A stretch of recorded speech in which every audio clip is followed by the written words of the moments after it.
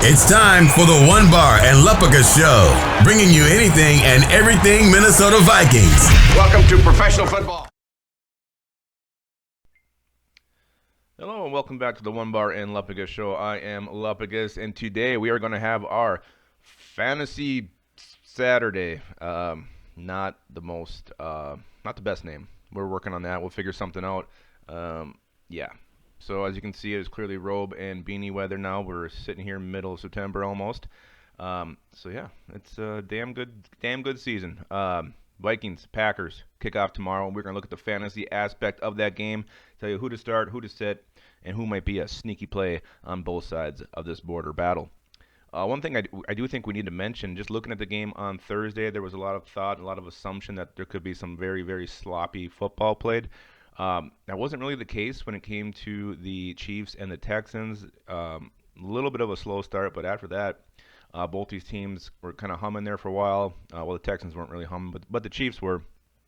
Well-oiled machine that didn't take long for them to find their groove. So I don't think we can go into this game assuming that it's going to be sloppy, that it's going to be ugly. These are professional players. These are your starters, and I don't think it'll take them long to get back in the swing of things. So let's flip over to the enemy. Let's look at some Packers that you may want to start. And I know it's hard when it comes to fantasy. You don't want to take players from the enemy. At least that's what a lot of people don't want to do. But if you want to win, you got to do what you got to do. And there are some Packers who could have some pretty good games tomorrow. And I think the first and most obvious one is Devonnie Adams. What he could do against the Vikings' young cornerback group is horrifying. He is a sharp, quick route runner. I mean, he can bait these young corners. He can just create all kinds of mismatches, make them do one thing when he's doing something else. He could have a huge game against these guys. So if you have Devonnie Adams, start him and expect pretty damn good numbers from him. Hopefully the Vikings can at least keep him out of the end zone. But he's going to get his catches. He's going to get his yards. Let's just hope the Vikings can lower those touchdowns. But he should be a damn good fantasy play tomorrow. Another one, too, and this even horrifies me even more, is Aaron Jones. Two great games against the Vikings last year. And that's the Vikings' biggest issue is their run defense, one of their biggest issues. You don't have Linval Joseph. You let him go, and you bring in Michael Pierce to be that run stuffer, and he opts out. So Shamar Stephen, Jaleel Johnson are going to be starting tomorrow. Unless they can step up and stuff the run, Jones could have a pretty damn big game. Another one, Mason Crosby, could be worth a start as a kicker. Again, I mean, I just said it wasn't going to be an ugly game, but it could be a lot of field goals here. You know, you got some good defenses here that could keep, kind of do the bend and don't break thing, which could result in a lot of field goals. So, again, if you have Mason Crosby, feel pretty good about giving him a start. And the last one would be Green Bay's defense.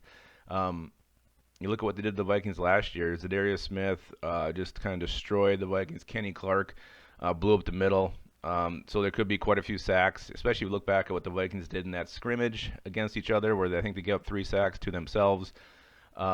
Cousins could be running for his life tomorrow, so Green Bay's defense could have some points. So those are your Packers that you definitely want to start.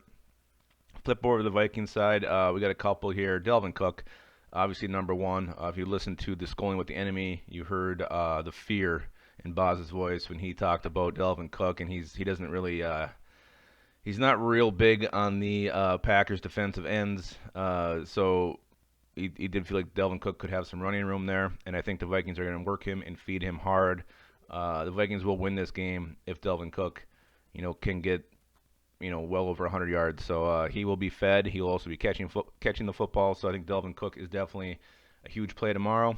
This will be interesting to see how this goes, and probably not a lot of people are starting him, but Irv Smith Jr. is supposed to be a bigger focal point of this offense.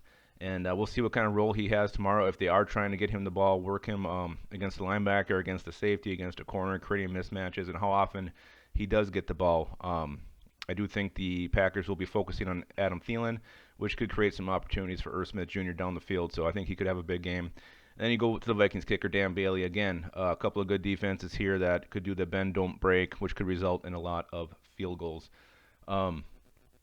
Moving over to the Packers, again, who you want to sit. Packers to sit. I think, Aaron Rodgers, he didn't do much against the Vikings the last 2 games. They mostly fed Aaron Jones. So, again, he could have a big game with Devonnie Adams.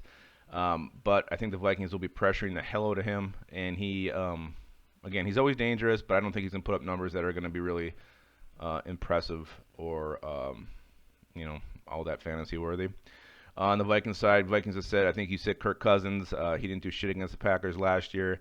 He could be running for his life. A lot of quick dump-offs. Hopefully the line can hold, but there's no reason to think that the Vikings line can hold, so I think Cousins might not have a great stat line, 200-something yards, maybe a couple touchdowns, maybe a pick, but nothing that's going to set the fantasy world on fire. And also Adam Thielen. Obviously, most leagues you're not going to sit him, but if you for some reason have a better option, I think the Packers are really going to focus on shutting him down. He might see a lot of double teams tomorrow. You might find it hard to get open and do his normal Adam Thielen thing. So he might have a slower day than many are anticipating. Let's move over to the sneaky play on each side. So sneaky play for the Packers, got two here. One is their other wide receiver, Lazar. If the Vikings, focus on Devonnie Adams, trying to shut him down, keep a safety on him, that might open things up for Lazar. Big body receiver, decent speed, flashed a little bit last year. Supposedly they're really high on this guy. He could have, a fairly big game that no one sees coming. Another guy is Robert Tonyan, their tight end.